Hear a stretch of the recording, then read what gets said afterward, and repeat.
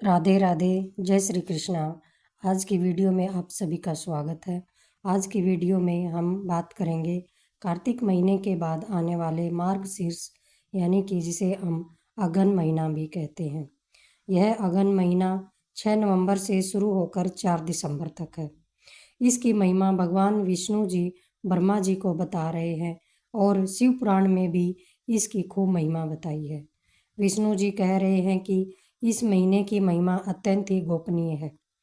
जैसे कार्तिक मास की महिमा को खूब उजागर बताया है, उसी प्रकार से मार्गशीर्ष महीने की महिमा को गोपनीय रखा है। जिनको इस महीने की महिमा पता है वे जानते हैं कि यह कार्तिक मास कितना अत्यधिक महत्वपूर्ण है। भगवान कृष्ण महाभारत के युद्ध के समय गीता जी का अर्जुन को गुणगान कर रहे हैं। गीता जी उनको सुना रहे हैं। तब घोषणा करते हुए कहते हैं कि 12 महीनों में से जो मार्गशीर्ष महीना है वह स्वयं मैं हूँ। अर्थात वे मार्गशीर्ष महीने को अपना ही स्वरूप बता रहे हैं। भगवान कह रहे हैं कि 12 महीनों में 4 महीने अत्यंत ही प्रमुख हैं। उनमें से पहला महीना है माघ का महीना, दूसरा है बैसाख, तीसरा कार्तिक मास और चौथा है मार्गशीर्ष मास। इसलिए माघ मास में किया गया पुण्य बचे हुए 8 मासों के बराबर होता है। ठीक उसी प्रकार से बैसाख में किया गया पुण्य माघ के महीने से 100 गुना अत्यधिक फलदायी होता है और बैसाख महीने से भी अत्यधिक पुण्यदायक महीना कार्तिक को माना गया है।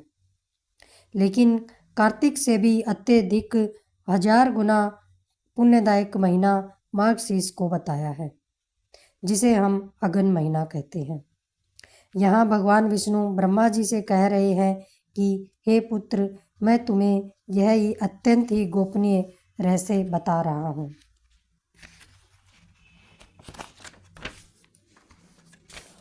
स्वर्ग में रहने वाले देवताओं ने भी मार्गशीर्ष मास को मेरी प्राप्ति का कारण माना है। यानी मार्गशीर्ष मास में हम लोग जो भी सत्कर्म करेंगे वह भगवत प्राप्ति कराने वाले बन जाते हैं। इस स्वर्ग में रहने वाले देवताओं ने इसे गुप्त कर दिया है ताकि ये अनधिकारी लोगों को पता भी न चले कि इस महीने की महिमा क्या है।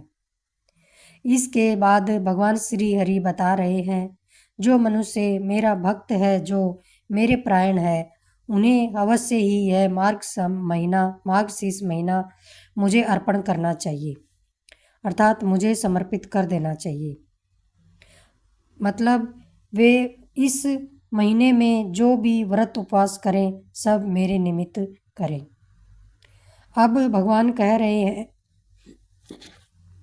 जो मार्गशीर्ष महीने में व्रत उपासना नहीं करते या इस महीने का लाभ नहीं लेते हैं, उन्हें कलयुग से भ्रमित ही मानना चाहिए। यानी जो मार्गशीर्ष के महीने में पूजा पाठ, जप तप, व्रत उपासना नहीं करते, उनकी बुद्धि में कलयुग प्रवेश कर चुका है। सभी यज्ञ आदि करने का पुण्य लाभ व तीर्थ आदि करने का पुण्य इस मार्गशीर्ष महीने में व्रत उपासना करने से मिल जाता है। आगे भगवान विष्णु कह रहे हैं कि हे पुत्र, हे ब्रह्मा, जो तुला दान से मनुष्य को फल प्राप्त होता है और तीर्थों में वह अगहन मास का केवल महात्म्य सुनने मात्र से पुण्य लाभ मिल जाता है। श्री हरि विष्णु कह रहे हैं, किसी भी यज्ञ से, शास्त्रों के अध्ययन से या फिर खूब दान करने से या तीर्थों में स्नान आदि करने से, भगवान कह रहे हैं कि इन सब से भी मैं मनुष्य के वश में नहीं रह सकता। लेकिन इस मार्गशीर्ष महीने में किए गए स्नान से, दान से, पूजन से, हवन से और जप करने से मैं उनके वश में हो जाता हूँ। जैसे कार्तिक मास में सूर्योदय से पहले स्नान की महिमा बताई है, वैसे ही अगन महीने की भी खूब महिमा स्नान करने की और भगवान को भी स्नान करवाने की है। अगन मास में अन्नदान का भी विशेष महत्व बताया है। कहते हैं कि मार्गशीर्ष के महीने में यदि कोई इच्छा पूर्ति के लिए महीने भर अन्न का दान करता है तो वह मनोकामना भगवान पूर्ण कर देते हैं। साथ ही भगवान के नाम का जप करें, मंत्रों का जप करें और हो सके तो हमें मौन रहना चाहिए और अनावश्यक बातें नहीं करनी चाहिए, गलत बातों से बचना चाहिए।